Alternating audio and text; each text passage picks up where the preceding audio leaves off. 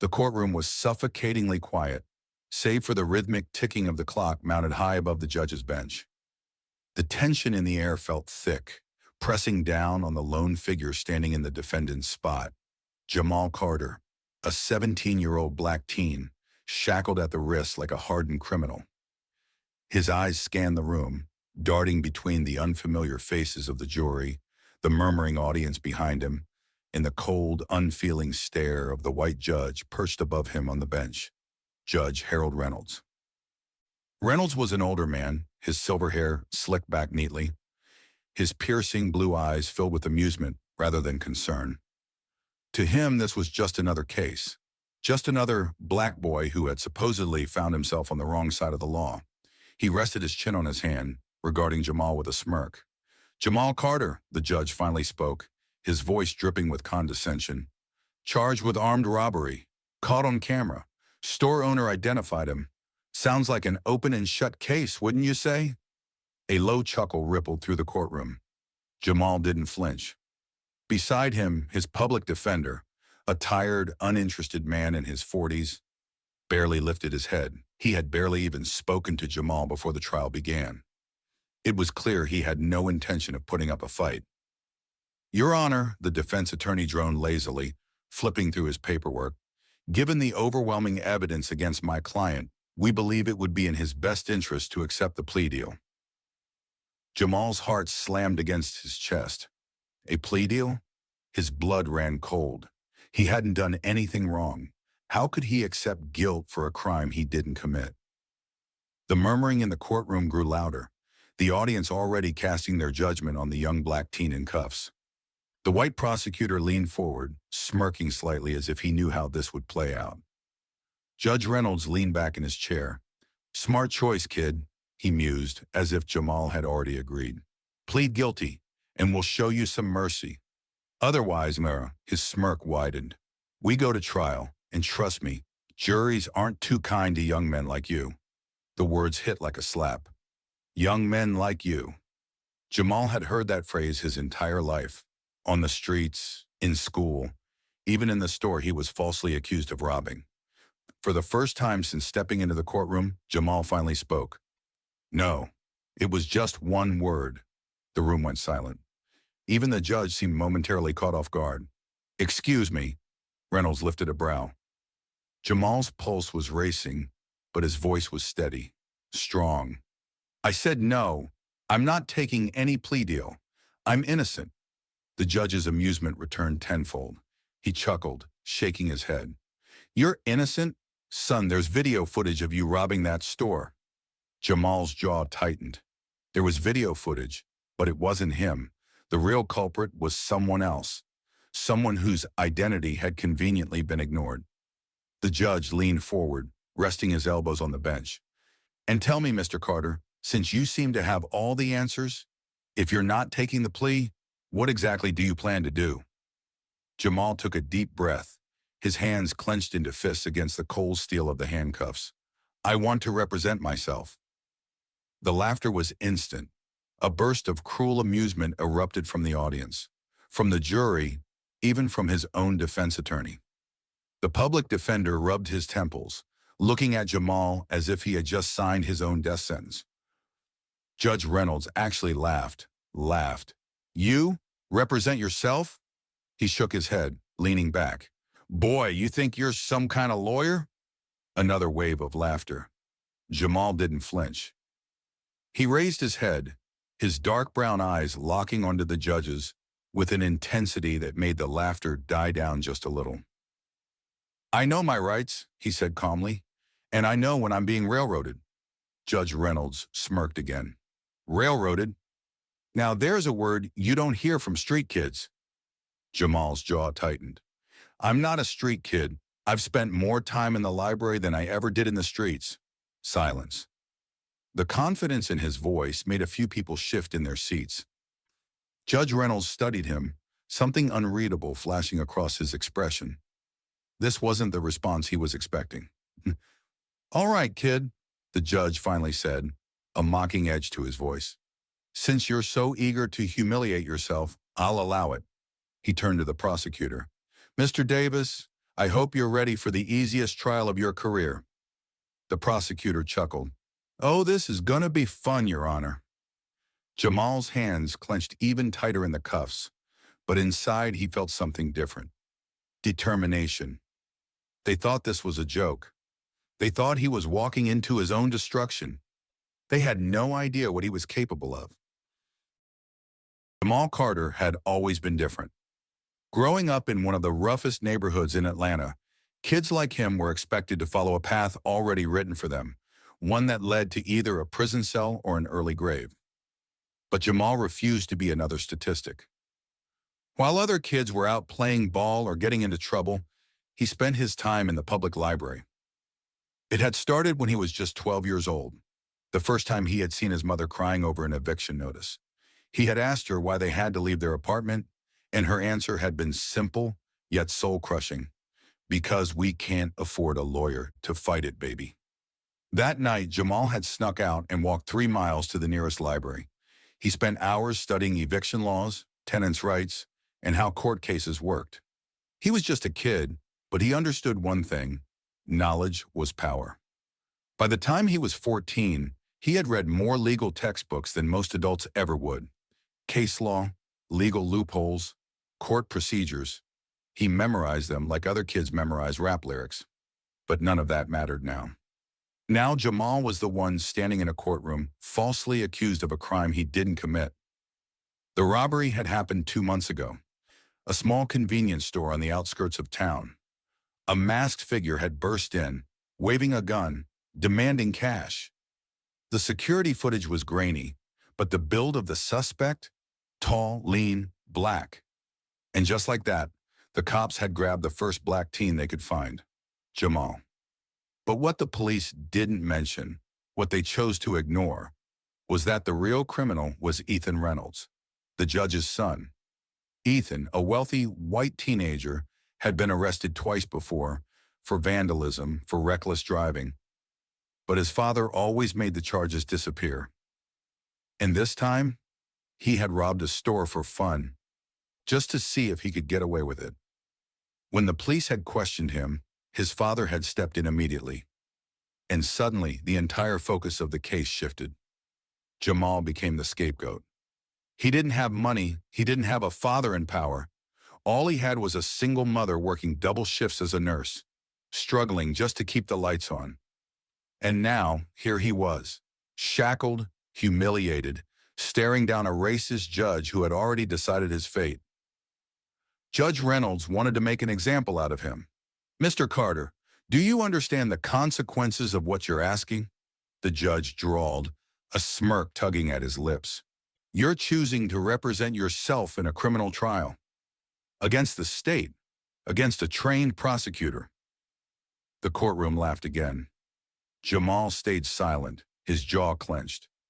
"You could go away for 10 years, Reynolds continued, tapping his gavel lightly against the bench. "A whole decade of your life gone.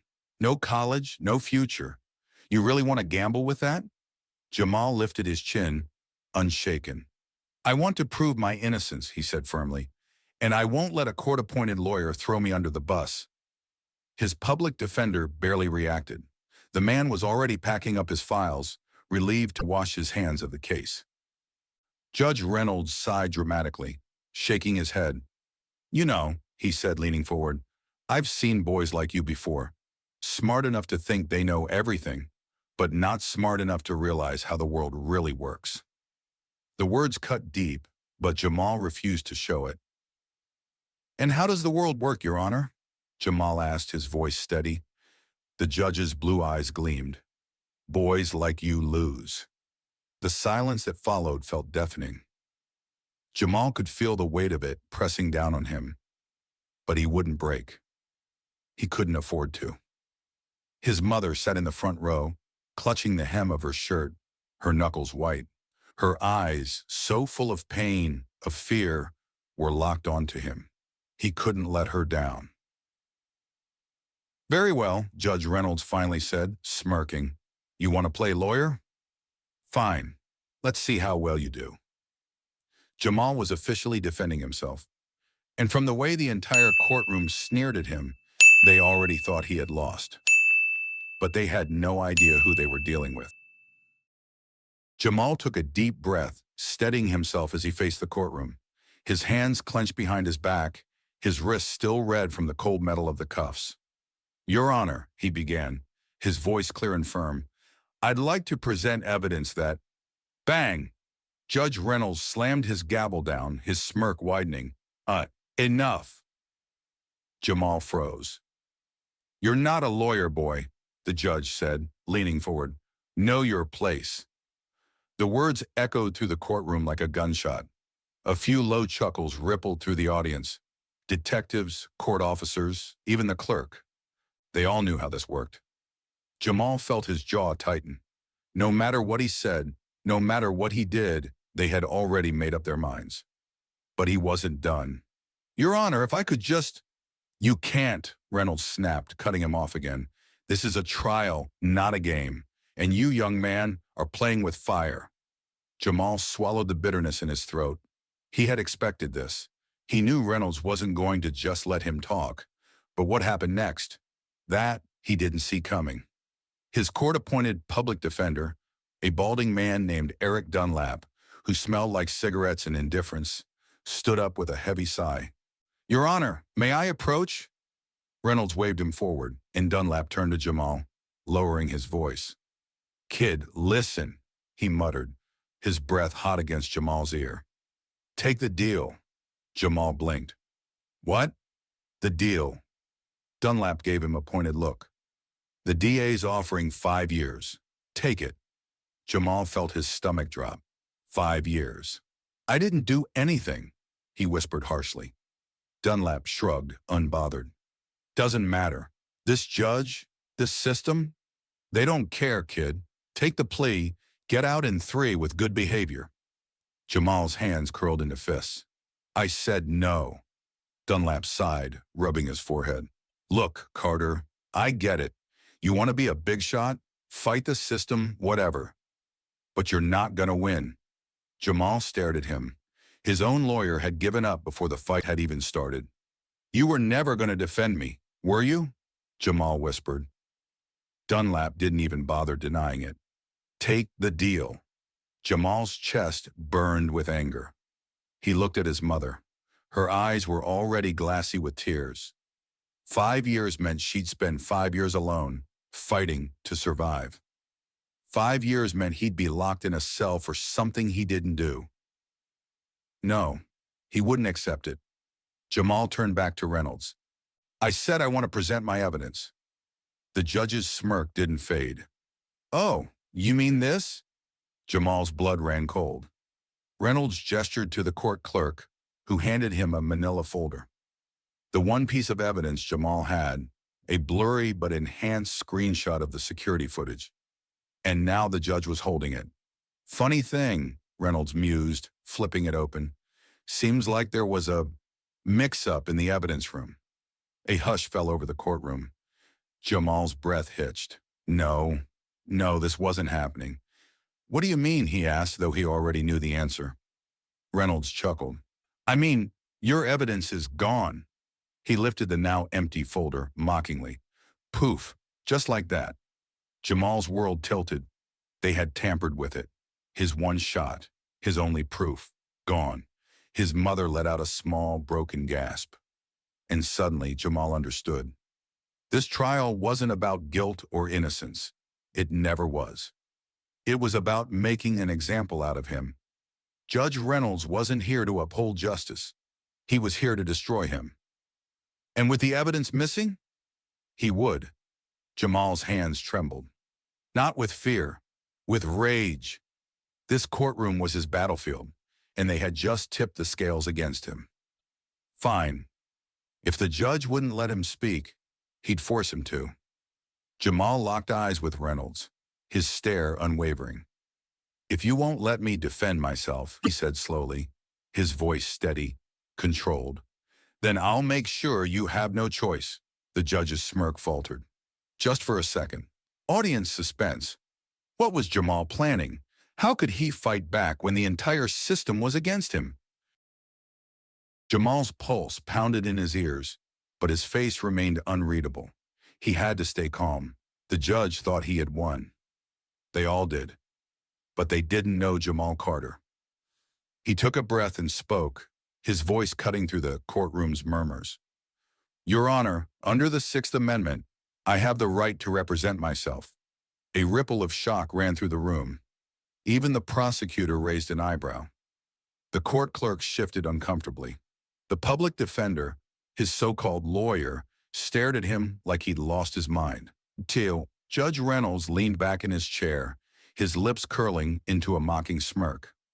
You want to represent yourself? He asked, chuckling. A kid like you? Jamal didn't blink. That's my right, isn't it? The judge let out a low laugh. He looked around the courtroom, as if waiting for someone else to join in on the joke. A few officers exchanged smirks, but no one spoke. Jamal had just thrown a wrench into their easy conviction. Reynolds tapped his gavel lightly. All right, let's humor the boy. He leaned forward. You do realize what this means, don't you? No lawyer, no help, no second chances. You'll be facing trained prosecutors all alone. Jamal's jaw tightened. I understand. The judge's eyes gleamed with amusement. Fine, then let's see just how smart you are. He banged the gavel sharply. Trial begins tomorrow. Jamal sat at the kitchen table, a pile of books in front of him.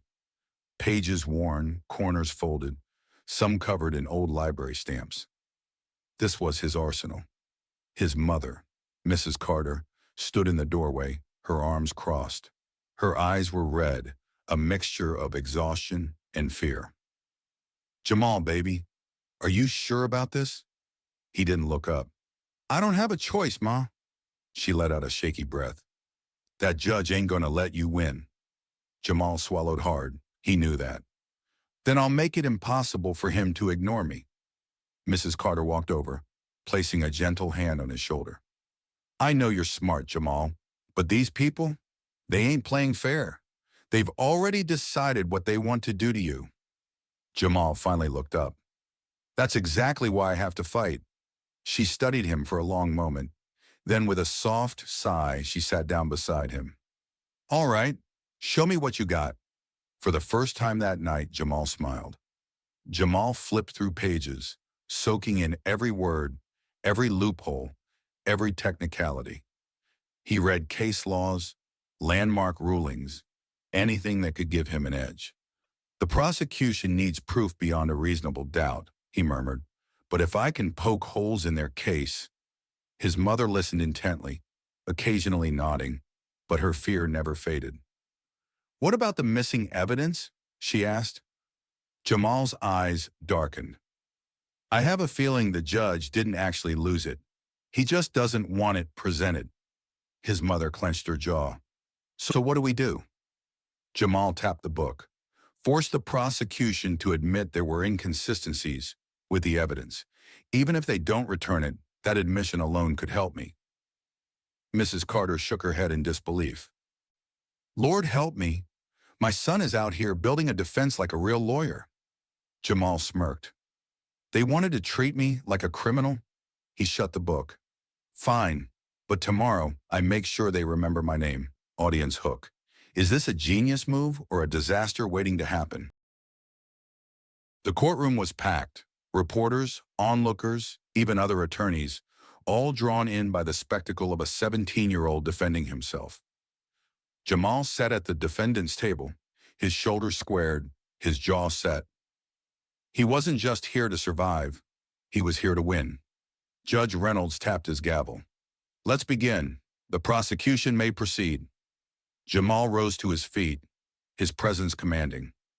Ladies and gentlemen of the court, I stand before you today not just as a defendant, but as a young black man fighting for the truth. A murmur ran through the crowd. The judge's eyebrows twitched. The prosecution claims I committed this robbery, but let's examine the facts. The key evidence, mysteriously misplaced. The witness statements, inconsistent. And the real criminal? Jamal turned, locking eyes with the prosecutor. Conveniently missing from this courtroom? The jury leaned in. Even the bailiff looked intrigued. But what if I told you that this case isn't about justice?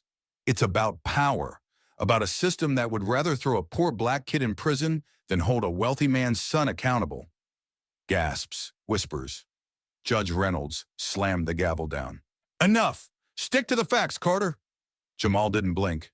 I am, Your Honor, and the facts don't lie. The tension was electric. The jury was listening. For the first time, Jamal was winning.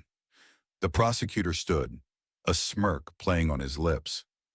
That was quite the performance, Mr. Carter, but I'd like to introduce a new witness. Jamal's stomach dropped. The doors at the back of the courtroom swung open. A man walked in. Tall, mid-30s, a face Jamal had never seen before. This is Daniel Reese, an upstanding citizen who saw Jamal Carter leaving the crime scene. Jamal's hands curled into fists. What? The prosecutor turned to the witness. Mr. Reese, please tell the court what you saw. Daniel Reese cleared his throat. I saw that boy running out of the store the night of the robbery. He was wearing dark clothes, looked real nervous. I remember it clearly. Jamal's mind raced.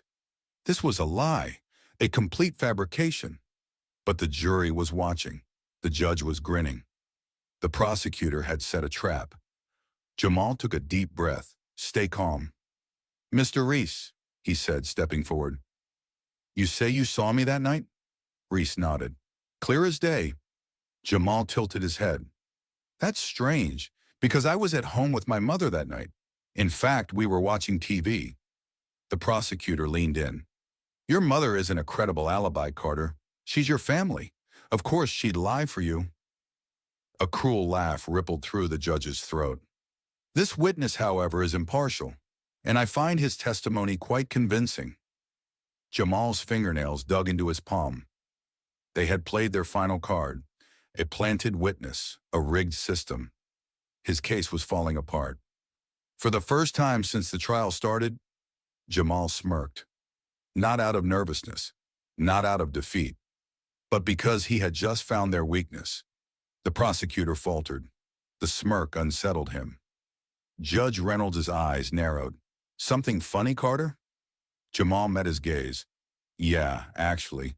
Real funny. The audience held their breath. What was he planning? The courtroom buzzed with tension. Every eye was on Jamal. The smirk on his face wasn't arrogance. It was confidence. Judge Reynolds leaned forward. Carter, if you have something to say, say it. Otherwise, I'll have you removed. Jamal exhaled slowly. Then he turned to the false witness. Mr. Reese, you said you saw me leaving the crime scene that night? The witness nodded. Clear as day. Jamal tapped his fingers on the defense table. And you're absolutely sure it was me? Reese's jaw tightened. Yes, 100%. Jamal paused. Let the silence stretch. Then he grinned. Interesting, because the store was robbed at 9:45 p.m. The courtroom stayed dead quiet. Jamal picked up a legal document from his table. This is the security log from the library I visit every night. He turned to the jury, holding up the paper. It confirms I checked in at 9:30 p.m. and didn't leave until closing time. Gasps. Whispers erupted. Jamal turned back to Reese.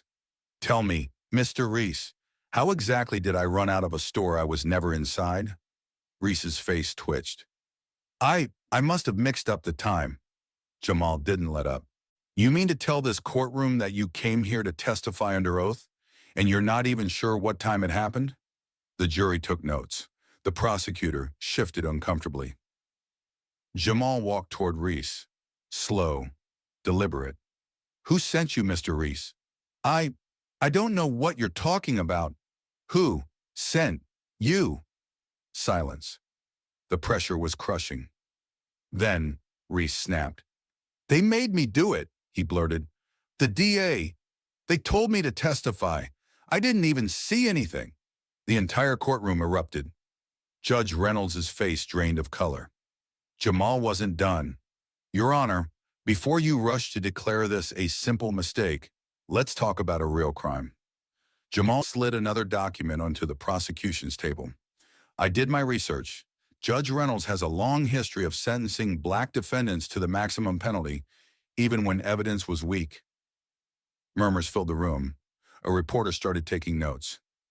But it gets worse, Jamal continued, his voice steady, sharp.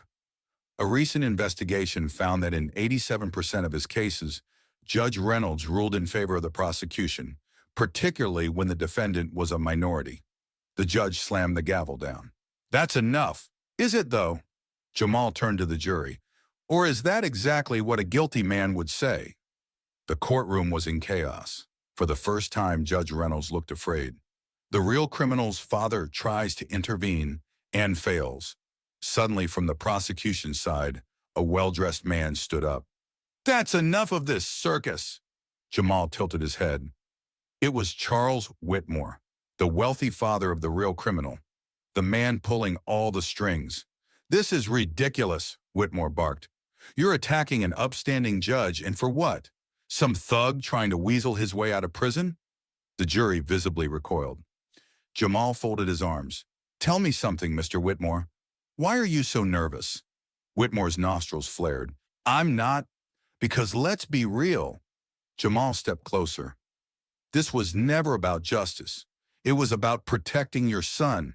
The courtroom fell deathly silent. Jamal turned to the prosecutor. If this trial was about me, why isn't the real suspect sitting here instead? The prosecutor froze. Jamal pressed on. And if this case was about the truth, why did you present a fake witness? Whitmore's face twisted in rage. I won't let some street kid ruin my family. Too late, Jamal cut him off. Click. A reporter had just taken his picture. Whitmore's eyes widened. He knew what was coming. The room was spinning out of the judge's control. Jamal turned back to him. Your Honor, it's over. The prosecution's case has collapsed. Their witness lied. The entire thing was built on corruption. Judge Reynolds was breathing hard. His career, his power, everything was crumbling. He had no choice. Case dismissed. The gavel hit the bench. The courtroom erupted. As reporters swarmed in, Jamal stood still for a moment. Then he turned to the judge. You once laughed at me for thinking I was a lawyer, he said. Reynolds looked up. But today I didn't just defend myself. I exposed you. The judge had no response. Jamal smiled. He had won. Jamal stood still for a moment, soaking it in. The courtroom buzzed with whispers, gasps, and shock. The gavel had fallen, the case dismissed, but the weight of what had just happened still hung thick in the air. Judge Reynolds looked shaken. His reputation was in tatters, his authority slipping through his fingers like sand. Jamal turned to him. You mocked me for thinking I was a lawyer, he said, voice steady, controlled. The whole courtroom listened. You silenced me. You tried to bury me under a system you thought I couldn't outsmart. Reynolds stared back, expression unreadable.